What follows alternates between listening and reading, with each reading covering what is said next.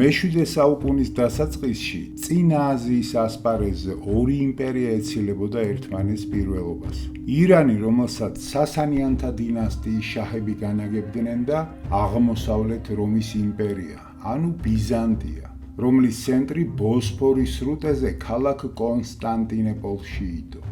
აღმოსავლეთ რომის იმპერიის საზღვრებში შედიოდა ქალაქი იერუსალიმიც, რომელიც მაცხოვრის საფლავის გამო მართლმადიდებელი დიოფიზიტი ქრისტიანი ბიზანტიელებისთვის მთავარ სალოცავ ცენტრს წარმოადგენდა. სასანიანთა ირანის დედაქალაქი კტესიფონი შუა მდინარეთში, მდინარე ტიგროსის ნაპირას მდებარეობდა. სასანიდების სახელმწიფო რელიგია ზოროასტრიზმი, ცეცხლთაყვანისმცემლობა იყო რელიგიური ცენტრით ადარ კუშნასპში. იმპერიები მთელი მე-6 საუკუნის განმავლობაში ებრძოდნენ ერთმანეთს მცირეხნიანი დაზავებებით, ხოლო მათი დაპირისპირების მთავარი ხაზი კავკასიაზე, ანატოლიაზე, მესოპოტამიაზე და სირია-პალესტინაზე გადიოდა. 610 წელი იდგა, როცა ჩრდილო აფრიკის ეგზარხოსის ვაჟმა ერეკლემ უზურპატორი ფოკა ბიზანტიის საიმპერატორო ტახტიდან ჩამოაგდო, თავი მოკვეთა მას მომხრეებთან ერთად და თვითონ ეკურთხა კონსტანტინოპოლში იმპერატორად.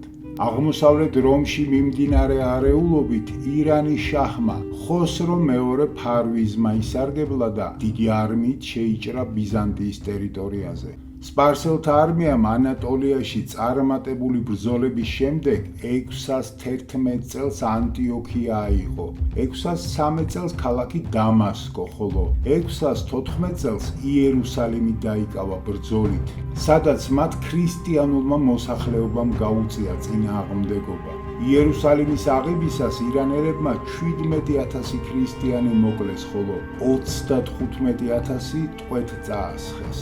იერუსალიმის ებრაელობამ ამ ბრძოლებისას ირანს დაუჭირა მხარი. შაჰ ხოსრო ფარვიზის მეომრებმა ასევე გადაწვეს ქრისტეს საფლავზე აგებული ტაძარი, ხოლო მთავარი სიწმინდე ჯვარი, რომელზეც უფალი აწამეს, გაიტაცეს. სპარსელები ამის შემდეგ ეგვიპტეში შეიჭრნენ და ხორბლის ბეღელად ცნობილი ეგვიპტე ბიზანტიელებს წაართვეს, რასაც პურის უკიდურესი სიმცირე და შიმშილიც კი მოყვა შედეგად ბიზანტიის მთელ ტერიტორიაზე, რადგან პურით უმეტესწილად ეგვიპტე კვებავდა აღმოსავლეთ რომის იმპერიას.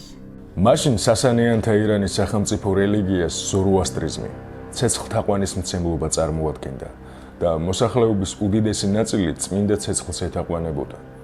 მაგრამ იმპერიის ქალაქებში და პროვინციებში უკვე მრავლად ცხოვრობდნენ ებრაელები და ქრისტიანები. ქრისტიანები ორ ნაწილად იყოფოდნენ: მონოფიზიტებად და დიოფიზიტებად. მონოფიზიტი ქრისტიანები ქრისტეს მხოლოდ ერთ ღვთაებრივ ბუნებას აღიარებდნენ, ხოლო დიოფიზიტი, ანუ მართლმადიდებელ ქრისტიანებს მაცხოვრის ორი, ღვთაებრივი და ადამიანური ბუნების სასწამდათ. რადგანაც ბიზანტიის სახელმწიფო რელიგია მართლმადიდებლობა, ანუ დიოფიზიტური ქრისტიანობა იყო, ირანის შაჰები ბიზანტიელების წინააღმდეგ ბრძოლებში იდეოლოგიურად მონოფიზიტ ქრისტიანებს უჭერდნენ მხარს. იმპერიებს შორის ასეთი რელიგიური და გეოპოლიტიკური დაპირისპირების ერთ-ერთი ეპიცენტრი კი მე-7 საუკუნის დასაწყისში სომხეთში და საქართველოში იდო, რადგან ბიზანტიის წინააღმდეგ აღმდგარი ირანის შაჰი ხოსრო ფარვიზი ყველანაირად ცდილობდა მართლმადიდებელი დიოფიზიტი ქართველების მონოფიზიტობაზე გადაყვანას, ამჯერად სომხებზე დაყრდნობით.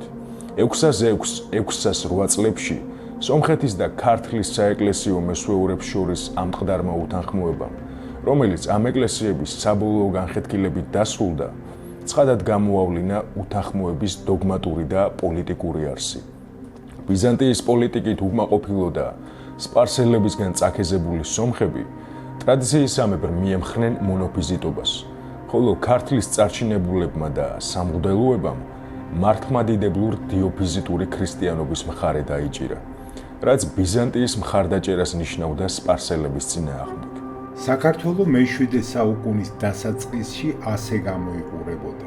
აღმოსავლეთს ქართლის საერისმთავრო წარმოადგენდა, ხოლო დასავლეთს ეგრისის სამეფო, მთელი მე-6 საუკუნის მანძილზე ირანის და ბიზანტიის იმპერიებს შორის ხანგრძლივი ომების ასპარეზად ქცეული ეს ორი ქართული სახელმწიფო მე-7 საუკუნეს მეტად დაუძულურებული ხვდებოდა. 605 წელს ცურტავის ეპისკოპოსმა მოსემ, რომელიც წარმოშობით სომეხი იყო, ქართლში მონოფიზიტური ქადაგება დაიწყო, მაგრამ მხარდაჭერა ვერ პოვა და სომხეთში გაიქცა. ქართლის კათალიკოსმა კირიონმა მოსეს ნაცვლად სხვაგან ამწესა ცურტავის ეპისკოპოსად. სომხეთში გაქცეულმა მოსემ თავისი არ დაიშალა და სომეხთა კათალიკოსის აბრაამის თანამოსაყდრეს ვართანეს ქერდოლს შეშილა წერილობით ქართველების შესახებ. ამის შემდეგ სომხეთის მთავრებმა და საეკლესიო იერარქებმა წერილობითი კამათი გამართეს ქართველებთან და მონოფიზიტობის უპირატესობის დამტკიცებას მოყვნენ. დიდხანს მიმოდიოდნენ ქართლს და სომხეთს შორის წერილების დამტარებელი მალემსრბოლები, მაგრამ უშედეგოდ.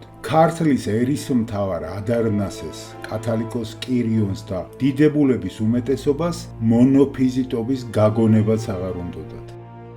სპარსეთის შაჰი ხოსრო ფარვიზი მართალია ქართველებს სიტყვიერად პირდებოდა სარწმუნოებრივ ხელშეუხებლობას, მაგრამ ამავე დროს სომხების წაქეზებით მშვიდობიანად ცდილობდა ბიზანტიელებთან ერთმორწმუნე დიოფიზიტური მართლმადიდებელი ქართლი მონოფიზიტობაზე გადაეყვანა და ამით ქართველები კონსტანტინოპოლისგან იდეოლოგიურად ჩამოეცილებინა. ამ საკითხის მშვიდობიანად მოსაგვარებლად შაჰმა სომხეთში სუმბად ბაგრატუნი მიავლინა, რომელსაც ცურტავის ყოფილი ეპისკოპოსი მოსე შეხვდა და ქართლის წინააღმდეგ ბრძოლის დაწყებისკენ მოუწოდა. სუმბად შაჰისგან ქართლში ომით შეჭრა არ ჰქონდა ნაბრძანები და მოსეს უარი განუცხადა. ის წერილობით ცდილობდა ქართველების დაყოლიებას, მაგრამ ამაოდ. ქართლის მესვეურთა ასეთი უტეხობის შემხედვარე სომეხთა კათალიკოსი აბრაამი ბოლოს სრულ განხეთქილებაზე წავიდა და 608 წელს საყოველთაო ეპისტოლე გამოსცა, რითაც ის მკაცრად მოუწოდებდა ყველა სომეხს, რათა ქართველებთან ყოველგვარი კავშირი გაეწყვიტათ სავაჭრო ურთიერთობის გარდა. სპარსეთის შაჰმა მისგან წახალისებული ასეთი რელიგიური განხეთქილებით მართალია ქართლი ვერ გადაიბირა მონოფიზიტობაზე, მაგრამ გარკვეული შედეგი მაინც მიიღო, რადგან ერთმანეთისგან გათიშა ქართული და სომხური ძალები, რომლებიც მანამდე ხშირად ერთად იბრძოდნენ სპარსელების წინააღმდეგ აჯანყებებისას.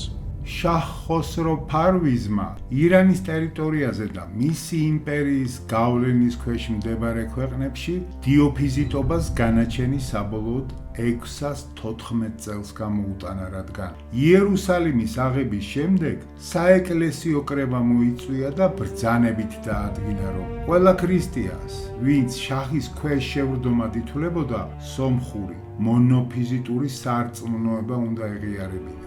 შაჰის მიერ საეკლესიო კრებაზე მიღებულმა გადაწყვეტილებამ ქართლზე დიდი გავლენა იქონია, რადგან თბილისში სპარსელების ჯარი ჩადგა და ქართლში მიყუჩებულმა მონოფიზიტებმაც წამოყვეს თავი. ქართლის ერისმთავარი ადარნასე კახეთში გაიხიზნა, ხოლო კათალიკოსმა კირიონმა ეგრისს შეაფარა თავი. ირანის შაჰმა ხოსრო ფარვიზმა ქართლის გამგებლად მონოფიზიტი ვარსამუსე დანიშნა, რომელსაც თავისი სახელოვანი სარდალი შარგაპაგი გაუგზავნა თბილისში დიდ ჯართან ერთად. ქართლის საერისმთავროს დედაქალაქი თბილისი მონოფიზიტების და სპარსელების ხელში გადავიდა. ქართლში ირანელები გაბატონდნენ. ქართლის საერისმთავროში ირანის გაბატონება შაჰ ხოსრო ფარვიზის მიერ რომის, ანუ როგორც სამეცნიერო ტრადიციით ამ იმპერიას უწოდებენ, ბიზანტიის წინააღმდეგ დაწყებული ომის შედეგი იყო. მთელი მე-6 საუკუნის მანძილზე ირანთან ომებით თუ აჯანყებებით გამოცდილება მიღებული ქართველები თბილისში სპარსელთა ჯარის ჩაყენებას მოთმინებით შეხვდნენ, რადგან ძლიერ ირანთან უმოკავშირეო დატაკება სავალალო შედეგს მოიტანდა. ამიტომ ადარნასე ერისმთავარი კახეთში გამაგრდა. ერისთავები კი თავიანთ მამულებში, ციხესიმაგრეებში ჩაიკეტნენ. ალბანეთის, ქართლის და ეგრის აფხაზეთის მესვეურებმა კარგად იცოდნენ, რომ ბიზანტიის იმპერიის ჩარევის გარეშე ირანელთა გაბატონებას ამიერკავკასიაზე წინ ვერ აღუდგებოდნენ. მით უმეტეს მაშინ, როცა სომხეთი ირანს უჭერდა მხარს. ამიტომ ყველა ანტისპარსული ძალის ყურადღება ბიზანტიისკენ იყო იმ დროს მიპყრობილი. ბიზანტიისკენ, რომელსაც მაშინ ერთ-ერთი უმძიმესი დრო ედგა თავისი არსებობის მანძილზე. პროექტი არსებობს შემოწირულობების ხარჯზე. თანხის ჩარიცხვა შესაძლებელია ფონდის ანგარიშზე. მე-6 საუკუნეში აზიის სტეპებიდან დაძრულმა მომთაბარე ტომებმა, რომლებიც კრებითად ავარებად იხსენიებიან, ჯერ სლავები დაიმორჩილეს, ხოლო შემდეგ სლავებთან ერთად ევროპაში შეიჭრნენ და ბალკანეთის მთელ ტერიტორიაზე ავარ-სლავთა მომთაბარე სახელმწიფო ხაკანატი შექმნეს. ბიზანტიის იმპერიას ბალკანეთის მხრიდან ავარების სახით საშიში მტერი გამოუჩნდა, რადგან მე-6 საუკუნის მეორე ნახევრიდან ავარ-სლავებმა რამდენჯერმე შეუტიეს კონსტანტინოპოლს. უკვე 20 წლის მანძილზე ირანის შაჰთან, ხოსრო ფარვისთან ომში ჩაბმული ერეკლე იმპერატორი მეტად მძიმე მდგომარეობაში აღმოჩნდა. ანატოლიის მხრიდან კონსტანტინოპოლს სპარსელები უტევდნენ, ხოლო ბალკანეთიდან ავარ-სლავთა ურდუები. ეგვიპტე, პალესტინა და სირია ირანს ჰქონდა დაპყრობილი. უმოქმედობა იმპერიის გარდაუვალ განადგურებას მოიტანდა შედეგად. ამიტომ ერეკლე კეისარმა 1622 წელს კონსტანტინოპოლი დატოვა და ირანის წინააღმდეგ საომრად პირადად დაიძრა. მართალია ჩრდილოეთიდან ავარ-სლავთა შემოსევა იყო მოსალოდნელი, მაგრამ ერეკლე მიცოდა, რომ კონსტანტინოპოლის მტკიცე კედლები, გაწვრთნილი გარნიზონი და ძლიერი საზღვაო ფლოტი იმპერიის დედაქალაქს როგორმე დაიცავდა მომთაბარე ავარ-სლავების სტიქიური იერიშებისგან. ერეკლე კეისარს მხოლოდ 20,000 გაწვრთნილი მეომარი ჰყავდა, როცა ირანის არმია იმ 622 წელს 100,000 მეომარს ითვლიდა.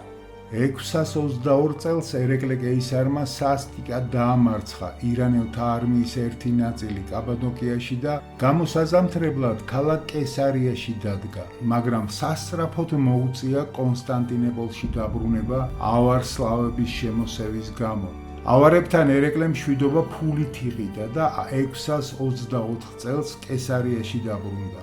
კეისარი ხვდებოდა, რომ მოკავშირის გარეშე ირანის ძლიერი იმპერიის დამარცხება შეუძლებელი იქნებოდა და ხაზარების ხაკანს ჯიბღუს დაუკავშირდა. ხაზარები თურქმანული მოდგმის მომთაბარეები იყვნენ, ხოლო მათი სახელმწიფო ხაკანატი ვოლგიდან ყირიმამდე იყო გადაჭიმული. ერეკლე კეისრის მოწოდებას ხალისით დათანხმდა ხაზართა ხაკანი ჯიბღუ და თავისი ურდუებით დაიძრა ირანის წინააღმდეგ. ამ დროს ერეკლეს აცნობეს, რომ შაჰი ხოსრო ფარვიზი ცეცხლთაყვანის მცემლობის სალოცავ ცენტრში ადურ ქუშნასპში იმყოფებოდა. 624 წლის მარტში ერეკლე კეისარი სომხეთში შეიჭრა და იქიდან მოულოდნელად შეუტია ცეცხლთაყვანის მცემლობის ცენტრს ადურ ქუშნასპს, სადაც შაჰი იმყოფებოდა.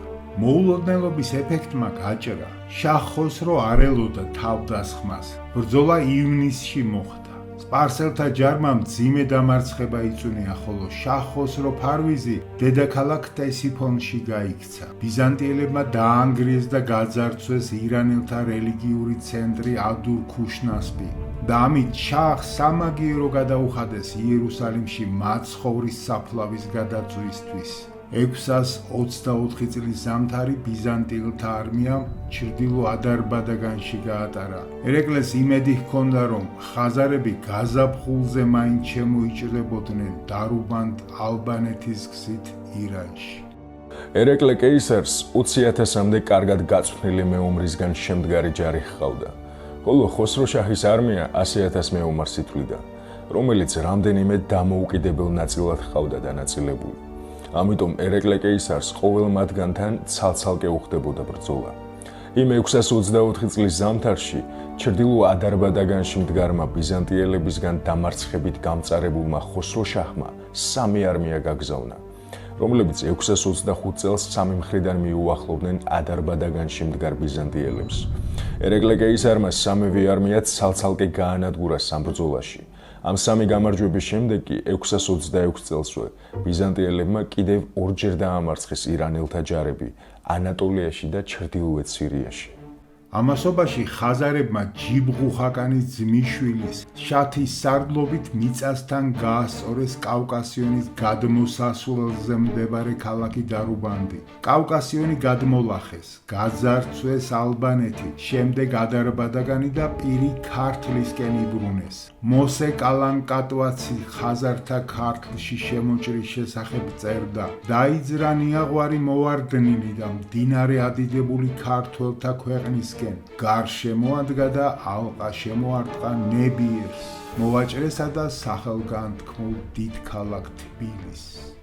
ამ დროს ერეკლე კეისარი უკვე ეგრისში იყო, საიდანაც დიდი ჯარით ქართლში გადმოვიდა. თბილისთან ახლოს შეხვდა ხაზარებს. ამ შეხვედრას თვითონ ხაზართა ხაკანი ჯიბღუს ესწრებოდა. ერეკლე კეისარმა ხაზართა ხაკანს და მის სარდლებს დიდი ნადიმი გაუმართა. ჯერ უძვირფასესი ჭურჭელით უმასპინძლა, ხოლო ნადიმის დამთავრების შემდეგ ის ძვირფასი ჭურჭელი ჯიბღუ ხაკანს აჩუქა. გარდა ამისა, ერეკლემ ჯიბღუს თავისი ლამაზი ასულის სურათი აჩვენა და დაპირდა, რომ ამ მშვენიერებას უმალ მიათხოვებდა ხაზართა ხაკანს, თუ ის ირანის დამარცხებაში დაეხმარებოდა. იმ ნადიმობის შემდეგ ხაზართა და ბიზანტიელთა ჯარებმა ალყა შემორტყმულ თბილისზე მიიტანეს იერიში. საქართველოს დედაქალაქის და კავკასიის ზუსტად ცენტრში მდებარე თბილისის ისტორიაში ეს საბრძოლო ფურცელი ის შემთხვევაა, როცა ქალაქის კედლებს გარედან ხაზარები და ბიზანტიელები უტევდნენ. შიგნიდან კი ირანელები და მათივე მომხრე მონოფიზიტი ქართველები იცავდნენ. სპარსელთა გაწვნილ ჯარს შაჰ ხოსრო ფარვიზის ერთ-ერთი სახელგანთქმული სარდალი შარგაპაგი სარდლობდა. მონოფიზიტ ქალაქის დამცველებს კი შაჰისგან ქართლის ერისმთავრად დანიშნული ვარსამუსე. კიცე კედლებით გამაგრებულ თბილისს ზედიზედ მიჰქონდათ იერიში ხაზარებს და ბიზანტიელებს, მაგრამ უშედეგოდ. ირანელთა გარნიზონის სარდლის შარგაპაგის მიერ შემუშავებული დაცვის სისტემა ვერაფრით გატეხეს მოიერიშეებმა. პირიქით, ქალაქის დამცველები იერიშების მოგერიების შემდეგ თურმე ქალაქის კედლებზე გადმოდგებოდნენ და ერეკლე კეისარს დაცინოდნენ. ვაცის წვერიანს და ვაცბოროტის კისერას უწოდებდნენ. ზოგჯერ კი უშვერად აგინებდნენ და ბილდს და მამათმავალს ეძახდნენ. ერთხელ თურმე თბილისის დამცველებმა დიდი გოგრა გადმოკიდეს მოალყეების დასანახად, რომელზეც დაღრეჯილის სახე იყო ამოჭრილი და ხაზარებს უყვიროდნენ. აი ეს არის თქვენი მეფე ჯიბღუ-ხაკანი, მობრძანდით და პატივი ეცითო. ირანის არმიებთან ყველა ბრძოლაში გამარჯვებულ ერეკლე კეისარს ხაზარების დახმარების მიუხედავად თბილისის აღება მეტად გაუჭირდა. 627 წლის შემოდგომა იდგა, როცა კეისარმა მეტად სარისკო გადაწყვეტილება მიიღო, რადგან ირანის მაშინდელ გულში, შუამდინარეთში გადაწყვიტა შეჭრა. ქართლის ერისმთავარი ადარნასე, ეგრისის პატრიკიოზი და აფხაზთა ერისთავი მაშინ მის ბანაკში იმყოფებოდნენ. ირანში ლაშქრობაში მონაწილეობაზე ეგრისელებმა და აფხაზებმა ერეკლე კეისარს უარი უთხრეს და შინ გაბრუნდნენ, ხოლო ადარნასე ქართლის ერისმთავარი მასთან დარჩა. კეისარმა თბილისის აღება ხაზარებს მიანდო და ჯარებით სამხრეთისკენ დაიძრა. კაბადოკიაში მდგარი ირანელთა არმიის სარდალი რაჰზადი ხიზლად ადევნებდა ბიზანტიელთა გადაადგილებას თვალს და ირანის გულისკენ მიმავალ ერეკლეს არმიას კვალში ჩაუდგა თავისი მხედრობით. ჯარებმა დიდხანს იარეს ასე და ბოლოს ქალაქ ნინევიასთან დაეტაკნენ ერთმანეთს 627 წლის დეკემბერში. ამ ბრძოლაშიც ბიზანტიელებმა გაიმარჯვეს, რამაც ერეკლე კეისარს გზა გაუხსნა ირანის დედაქალაქ ყტესიფონისკენ. ირანის დედაქალაქში პანიკა დაიწყო. ხანგრძლივი და წარუმატებელი ომით უკმაყოფილო დიდებულები შაჰ ხოსრო ფარვის აუჯანყდნენ. მოკლეს და ირანის ტახტზე ხოსროს ვაჟი ყავადი ავიდა. ამ ამბების შემდეგ 628 წელს ხაზარებმა ორთვიანი შეუჩერებელი ბრძოლების შემდეგ აიღეს თბილისი. მისი დამცველები გაჟლიტეს, ქალაქი გაძარცვეს, ხოლო დატყვევებული თბილისის ირანული გარნიზონის სარდალი შარგაპაგი და შაჰისგან ქართლის ერისმთავრად დანიშნული ვარსამუსე ერეკლე კეისარს გაუგზავნეს. კეისარმა ტყვეები ისევ უკან თბილისში გაგზავნა. მისი ბრძანებით შარგაპაგს და ვარსამუსეს ჯერ თვალები დათხარეს, მერე ჩამოახრჩვეს, ხოლო მათ ცხედრებს ტყავი გააძვრეს. თივით გამოტენეს და თბილისის მთავარ კარიბჭეზე გადმოკიდეს ყველას დასანახად. კეისრის ბრძანებით ვეამოშანთეს მაშინ საქართველოში მოქმედი ცეცხლთაყვანის მცემელ მოკვთა კერებიც. ქართლის საერისმთავრო ისევ აღმოსავლეთ რომის, კონსტანტინოპოლის გავლენის ქვეშ გადავიდა. ადარნას ერისმთავარმა სამმაგი ბიზანტიური ტიტული მიიღო ერეკლესგან, რაც ქართლის საერისმთავროს აღმოსავლეთ რომის გავლენის ქვეშ გადასვლას ნიშნავდა.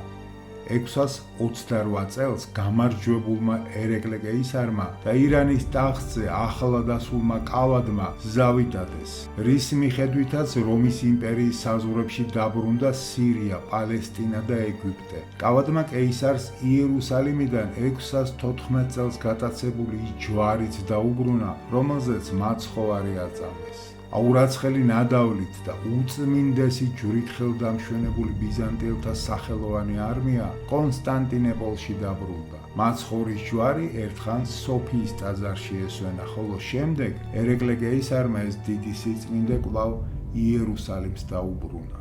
ირან-ბიზანტიის 26 წლიანი ომის შემდეგ ამ ორი იმპერიის რუკა ასე გამოიყურება. ირანი და აღმოსავლეთ რომი კვლავ თავის საზღვრებში მოექცა, მაგრამ ახლად ჩამოვარდნილ მშვიდობიანობაში ჯერ ვერავინ გრძნობდა, რომ არაბეთის ნახევარკუნძულზე ფეხს იდგამდა მრისხანე ძალა, რომელიც გამანადგურებელ ტალღებად დაატყდა ორივე იმპერიას და რომელმაც ძველი მსოფლიოს არსებობას წერტილი დაუსვა. იწყებოდა ახალი ერა. მსოფლიო პოლიტიკურ და რელიგიურ ასპარეზზე გამოდიოდნენ არაბები.